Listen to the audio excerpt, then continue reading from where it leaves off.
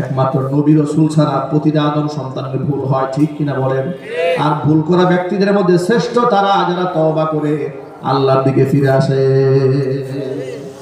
ভুল করে ভুলের উপর অবিচল থাকে শয়তান। ভুল করে ভুলের উপর অবিচল কে থাকে? শয়তান থাকে। দেখুন মুসা আলাইহিস সালাতুস সালাম আল্লাহর সাথে কথোপকথন করতে তুর পাহাড়ে যাচ্ছেন। এমন সময় রাস্তায় শয়তান ইবলিসের সাথে দেখা। কার সাথে? ইবলিসের সাথে দেখা। ইবলিস বলল, ও আল্লাহর নবী মুসা, আপনি তো তুর পাহাড়ে যাচ্ছেন বলে, হ্যাঁ আল্লাহর সাথে আপনার কথা হবে, নিশ্চয়ই হবে। তা আপনি একটু বলেন তো আমার পক্ষ থেকে যে আমি তওবা করতে চাই, আমার কি তওবার দরজা খোলা আছে নাকি? কি তওবা করতে চায়? শয়তান।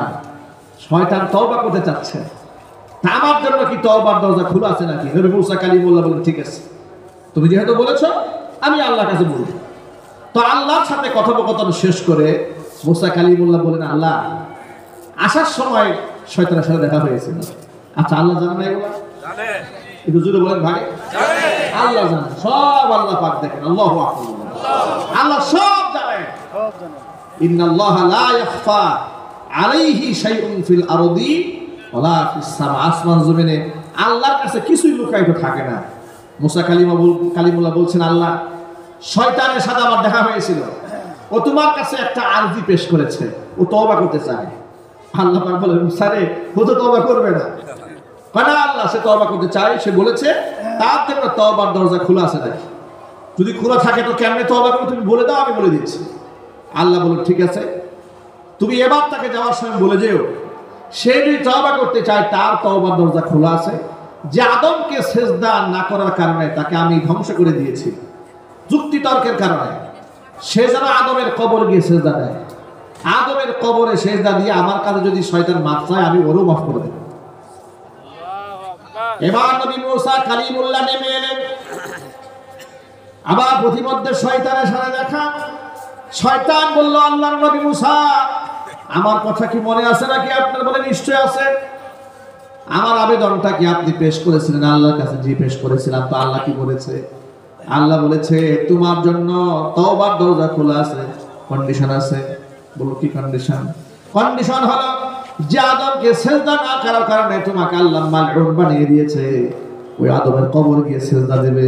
সিজদা দিয়ে তুমি যদি আল্লাহর কাছে মাফ চাও, আল্লাহ তোমারও মাফ করে দিবে। শয়তান বলে, জিন্দা আদমকে সিজদা দেই নাই, মরাটাকে গিয়ে সিজদা দেব? এটা কোনো কথা হলো নাকি? জিন্দারা সিজদা দেবে, এখন মরে গেছে। এরা শুধু আমার কি কোনো প্রেস্টিজ নাই? আমার কোনো মান সম্মান নাই? শয়তান নাকি মান সম্মান আছে? দেখছেন, আমাদের দেশেও মানবরূপী শয়তানদের কিছু মান সম্মান আছে। কেমন দেখায়? ২৫০০ মানুষকে যারা গণ অভ্যুত্থানে খুন করেছে, ওই খুনিদের এক কুখ্যাত আসামি গ্রেফতার করা হয়েছে। নৌ পরিবহন মন্ত্রী হাতের মধ্যে হ্যান্ডকাপ পরে উঠেছে। আদালতে তিনি বলেন, আমরা 5 বারের এমপি, আমাদের হাতে হ্যান্ডকাপ পরাইলে আমাদের ইজ্জত চলে যায়। আমরা বড় ইজ্জতালি, আমাদের বিরাট সম্মান আছে। হ্যান্ডকাপ যেন আমাদেরকে না পরানো হয়। আমাদের তখন চিৎকার করে বলতে ইচ্ছা করে যে আলেমের ধুলার সমান যোগ্যতা এই মন্ত্রী এমপিদের নাই, তোমরা সে আলেমের কবরের মধ্যে রশি লাগিয়েছিলে। কথা বলেন না ভাই, ঠিক কিনা বলেন? একটা আলেমের জুতা বহন করার যোগ্যতা এই দেশের এমপি মন্ত্রীদের আছে? চিৎকার দিয়ে বলেন আছে? এদের কি যোগ্যতা আছে? এরা তো বেফাক বোর্ডের যে নাম আছে, আল হাইআতুল উলিয়া লিল জামিআতিল কওমিয়্যা, এতটুকু উচ্চারণ করতে গিয়ে স্পিকার সহ সবগুলো এমপি মন্ত্রীর দাঁত ভেঙে গেছে। কথা ঠিক কিনা বলেন? এরা অহংবোধে জমিনের মধ্যে ওরা হাঁটে, আলেমদেরকে নিয়ে বিশুদ্ধার করে, মৌলবাদ বলে গালিগালাজ করে। যে আলেমদের পদচুম্বন করে, যে আলেমদের পা স্পর্শ করে, হাত স্পর্শ করে, হাত চুম্বন করে জাতি নিজেকে ধর্মান্ধ মনে করে, ওই সমস্ত আলেমদেরকে তোমরা কবরের মধ্যে রশি বাঁধাইছিলা, এগুলো আমরা ভুলে যাইনি। কথা বলেন ভাই, ঠিক কিনা বলেন? মুফতি সাখাওয়াত হোসেন রাজি হাফিজাহুল্লাহ একজন গবেষক আলেম, মুফতি আমিন রহমাতুল্লাহি আলাইহির মীর জামাই, লালবাগ মাদ্রাসার সিনিয়র শেখুল হাদিস, এত বড় আলেম 2 পায়ের মধ্যে ডান্ডা বেঁধে লাগিয়েছে। লোহার আত্মার কারণে পা ছিলে রক্তাক্ত হয়ে গিয়েছে।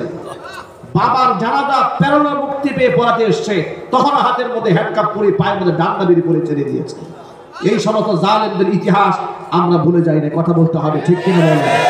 ইবলিস শয়তানের যেরকম মান সম্মান ওদের ওই রকম মান সম্মান, কথা ঠিক না ঠিক?